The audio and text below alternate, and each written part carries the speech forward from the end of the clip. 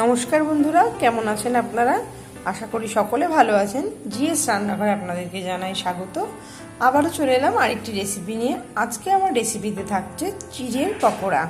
চিড়ের পকোড়া তৈরি করার জন্য এখানে আমি নিয়ে নিয়েছি চিড়ে, আর এখানে নিয়েছি চালের গুঁড়ো, সেদ্ধ করা আলু, এখানে আছে আদা, গ্রেট করা আদা, রসুন, কাঁচা লঙ্কা কুচি, পেঁয়াজ কুচি, আর এখানে আছে ম্যাগি মশলা।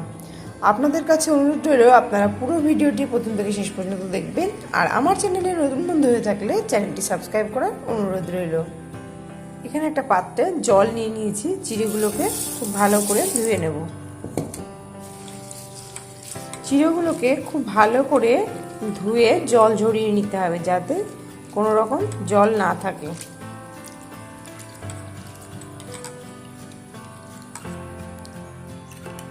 চিড়েটা খুব ভালো করে ধুয়ে জল ঝরিয়ে নিয়েছি, একদম এরকম ঝরঝরে হবে।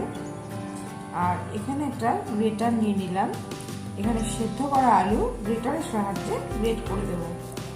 আপনারা চাইলে হাত দিয়েও এটাকে মেখে দিতে পারেন, কিন্তু গ্রেটারের সাহায্যে গ্রেট করলে আলুর মধ্যে কোনো দানা ভাব থাকবে না।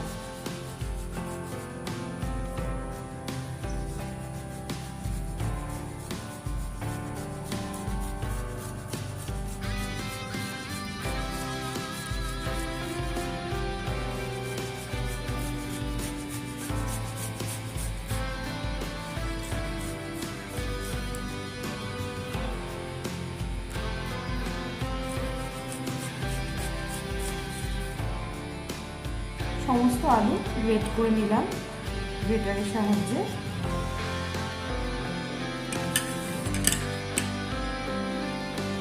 এবারে একে একে বাকি মশলাগুলো এর মধ্যে দিয়ে দেবো। এখানে এই যে গ্রেট করা আদা দিয়ে দিলাম, রসুন কুচি, কাঁচা লঙ্কা কুচি, ঝালটা অবশ্যই আপনারা আপনাদের স্বাদ অনুযায়ী ব্যবহার করবেন। এবারে দিয়ে দিচ্ছি পেঁয়াজ কুচি,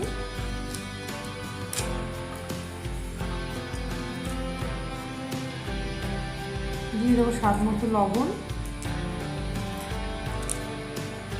1 চামচ ধনে গুঁড়ো,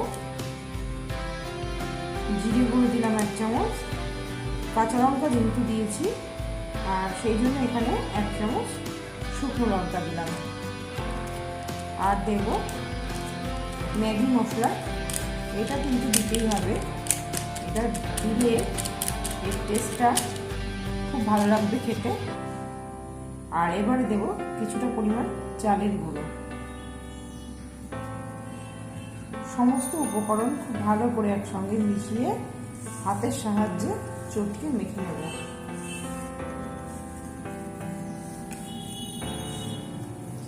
এটা খেয়াল রাখতে হবে চিড়েগুলো যেন খুব সুন্দরভাবে মিশে যায় আলুর সঙ্গে, যেন দানা দানা না হয়ে থাকে।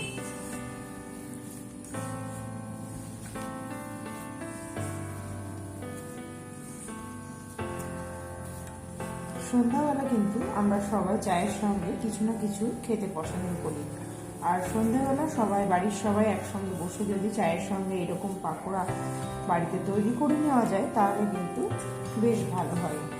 আপনারাও চাইলে কিন্তু এইভাবে অবশ্যই ঘরে থাকা উপকরণ দিয়ে বাড়িতেই কিন্তু এইভাবে চিড়ের পকোড়া বানিয়ে ফেলতে পারেন।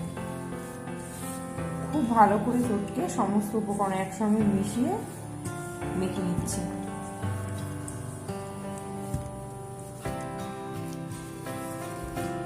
খুব ভালো করে মেখে নিয়েছি, এই যে ঠিক এরকম হবে মাখাটা। এবারে 5 মিনিট মতন এটাকে রেস্টে রেখে দেবো, তারপর এগুলো ভেজে নেব। কড়াইতে তেল দিয়ে দিয়েছি, তেল গরম হয়ে গেছে, এবারে পাকোড়াগুলোকে ভেজে নেব।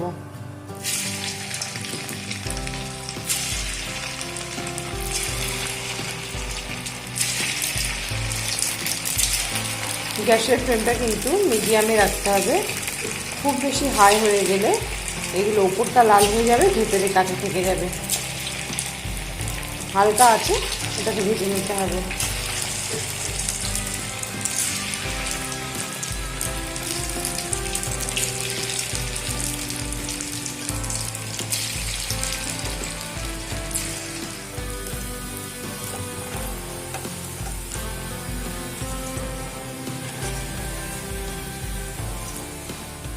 ফিরে এলাম কিছুক্ষণ পর।